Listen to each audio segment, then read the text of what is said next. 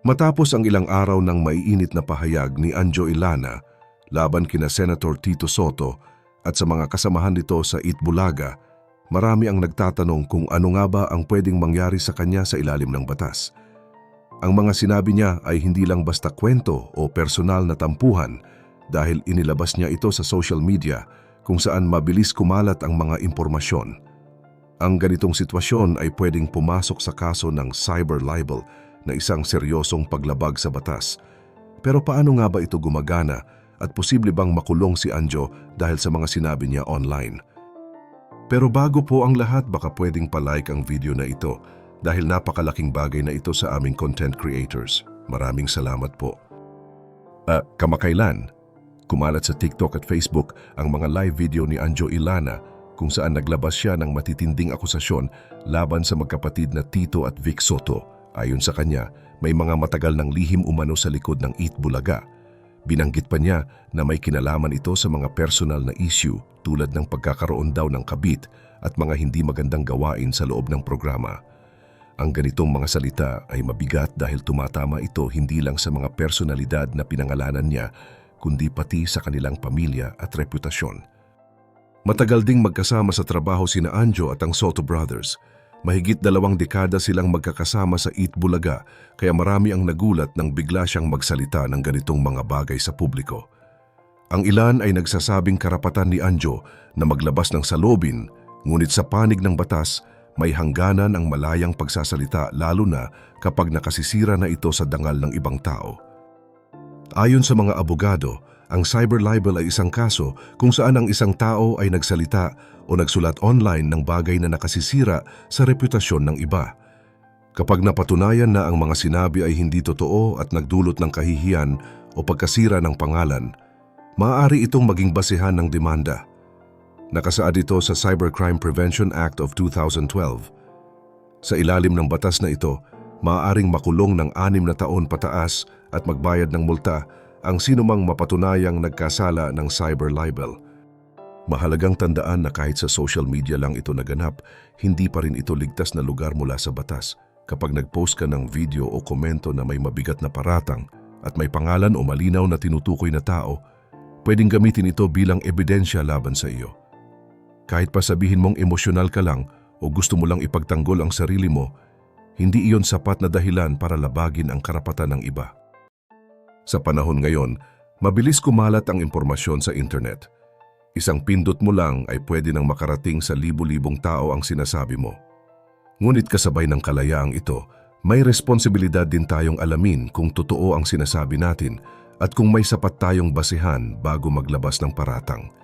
Sa kaso ni Anjo, kung walang malinaw na ebidensya ang mga sinabi niya laban sa mga Soto brothers, posible itong ituring na paninira o cyber libel. Ang isyong ito ay hindi lang tungkol sa dating magkakaibigan na nagkaroon ng alitan. Isa rin itong paalala na sa panahon ng social media, bawat salita na ating binibitawan online ay may kapalit na pananagutan. Ang pagkakaibigan ay maaaring masira, pero kapag ang batas na ang gumalaw, mas mabigat ang magiging resulta. Kaya bago tayo magsalita o mag-post ng bagay na pwedeng makasira sa iba, dapat muna nating isipin kung kaya ba nating panindigan ito sa harap ng batas. Kung pagbabasehan ang bigat ng mga binitawang salita ni Anjo Illana laban kina Tito at Vic Soto, malinaw na hindi lang basta-basta ang posibleng kahinatnan nito. Dahil sa lawak ng social media, ang bawat sinabi niya ay umabot na sa libu-libong tao. Kaya kung mapatunayang walang katotohanan ang mga akusasyon niya, maaring humarap si Anjo sa isang mabigat na kaso na tinatawag na cyber libel sa ilalim ng Republic Act 101750, ang cybercrime law ng Pilipinas. Sa batas, tinuturing na cyber libel ang anumang pahayag online na makasisira sa dangal o reputasyon ng isang tao. Dahil ginawa ni Anjo ang mga paratang niya sa internet gaya ng TikTok at Facebook Live, malinaw na saklaw ito ng nasabing batas. Ang problema, kapag may pangalan kang tinukoy at mabigat ang paratang mo, automatikong ipinapalagay ng batas na may masamang intensyon ka. Sa kaso ni Anjo, binanggit niya mismo ang pangalan ni Senator Tito Soto at sinabing may kabit daw ito mula pa noong 2013, pati na ang umano'y issue ng sindikato sa loob ng Itbulaga. Ngayon, Kung tuluyang magsasampa ng kaso ang panig ni Tito at Vic Soto, kailangang patunayan ni Anjo na totoo ang lahat ng sinabi niya. At dito na nagiging mahirap ang laban. Sa batas, ang taong naglabas ng paratang ay may obligasyong magpakita ng ebidensya na makapagpapatunay na tama ang mga sinabi niya. Kung walang matibay na pruweba, maaring ituring itong paninira at pagmumura sa publiko na labag sa batas. Bukod pa rito, may posibilidad ding kasuhan si Anjo ng civil case para sa tinatawag na bayad pinsala o damages. Ibig sabihin, kahit hindi siya maparusahan agad sa kasong kriminal, may karapatan pa rin ang mga taong nasiraan ng pangalan na humingi ng kabayaran para sa pinsalang emosyonal at moral na dinanas nila. Halimbawa, kung mapatunayan na sobrang nasira ang imahe ng pamilya Soto at nagdulot ito ng kahihiyan o sakit ng damdamin, pwedeng ipabayad kay Anjo ang tinatawag na moral damages. Ang ganitong kaso ay madalas umaabot sa milyon. Kung sakaling humingi ng mataas na halaga ang panig ni Tito at Vic bilang kabayaran, tiyak na malaking problema ito kay Anjo. Isa pa, ayon sa mga abogado, mahirap itong paghandaan lalo na kung wala kang matatag na pinagkakakitaan. Hindi tulad ng mga tinutukoy niyang personalidad na kilala at may kakayahang maglabas ng malaking halaga para sa legal na proseso. Si Anjo naman ay maaring mahirapang tustusan ang ganitong uri ng laban sa korte. Bukod sa gastos, masakit ding isipin na ang lahat ng ito ay nagsimula sa social media post. Isang live video lang ang nagbukas ng pintuan para sa posibleng kaso na pwedeng makasira sa buong pangalan niya. Sa batas, hindi dahilan ang pagiging emosyonal o galit para maging malaya kang manira ng iba. Kapag ginawa mo ito sa publiko, lalo na online, itinuturing na sadyang paninira ang iyong aksyon. Ang kaso ni Anjo ay nagsisilbing babala hindi lang sa mga artista, kundi sa lahat ng gumagamit ng social media.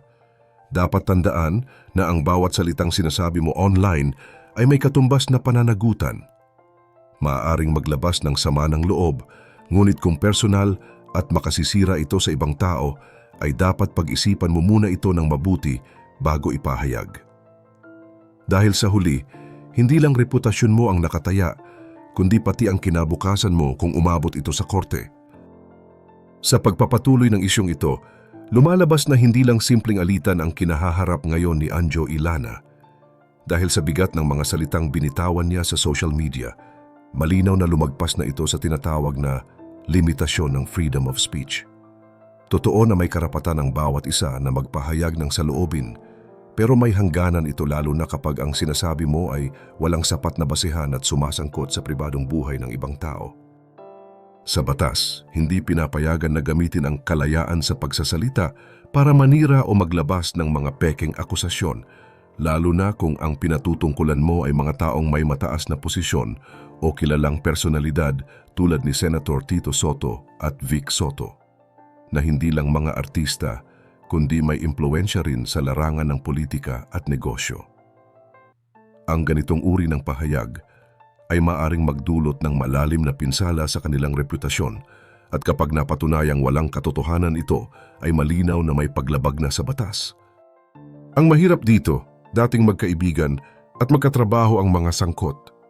Halos 3 dekada ring magkakasama sina Anjo, Tito, Vic at Joey sa iisang programa, kaya nakakapanlumo isipin na mauuwi ito sa ganitong gulo. Ang samahang minsan ay punong-puno ng tawa, ngayon ay napalitan ng sama ng loob at mga paratang na inilabas pa sa publiko.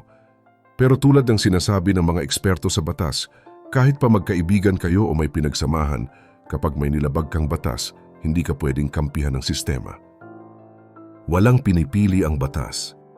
Kahit gaano pa kalaki o kaliit ang pangalan mo, kapag lumabag ka, haharapin mo ang kaukulang parusa. Kung mapapatunayan na si Anjo ay naglabas ng mga akusasyong walang sapat na ebidensya, maaari siyang makulong at pagbayarin ng malaking halaga bilang kabayaran sa pinsalang naidulot sa mga taong kanyang pinangalanan. Sa ganitong sitwasyon, magandang paalala ito sa lahat, lalo na sa mga gumagamit ng social media. Sa panahon ngayon, madali na lang mag-post o mag-live kapag galit o nasaktan ka. Ngunit hindi dapat kalimutan na bawat salita ay may timbang.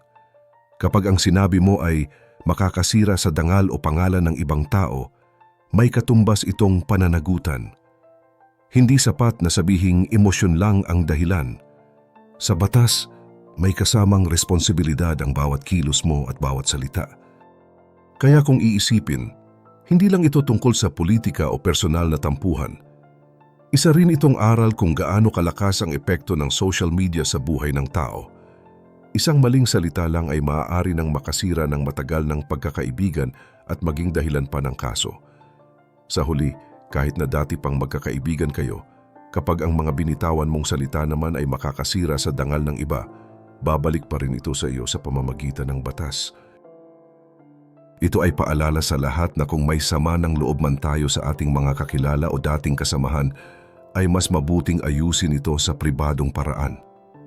Dahil kapag inilabas mo ito sa publiko at wala kang sapat na patunay, ang batas mismo ang magiging kalaban mo. Ang dangal ay mahalagang bagay at kapag nasira mo ito ay may kabayaran talaga. Ngayon, kung ikaw ang nasa posisyon ni Anjo at alam mong may hangganan ng kalayaan sa pagsasalita, maglalabas ka pa rin ba ng mga ganitong pahayag sa social media o pipiliin mo na lang manahimik para hindi masangkot sa kaso? I-share mo naman ang sagot mo sa comments below at huwag kalimutang mag-like at subscribe para sa mas marami pang updates gaya nito.